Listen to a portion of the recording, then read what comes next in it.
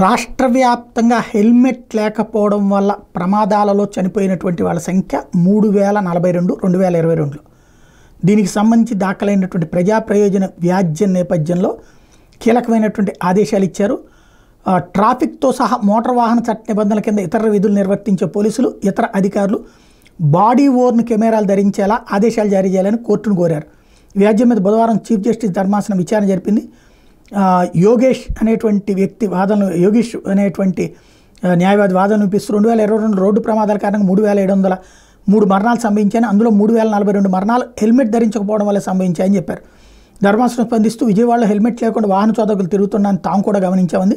చట్ట నిబంధనలు కఠినంగా అమలు చేయాల్సి ఉందని ఆ దిశగా తగిన ఆదేశాలు జారీ చేస్తాం. దీనికి ముందు చట్ట నిబంధనల అమలుకు ఇప్పటివరకు ఏం చర్యలు తీసుకున్నారో వివరిస్తూ కౌంటర్ దాఖలు చేయాలని ప్రభుత్వాన్ని ఆదేశించింది. అంటే ఇదివరకు హెల్మెట్ వాడకపోతే పెద్ద ఎత్తున పెనాల్టీలు వేస్తూ ఉండటం అది జరిగేది. మళ్ళీ ఇప్పుడు ఆ రోజులు వచ్చేటటువంటి అవకాశం ఉంటుంది.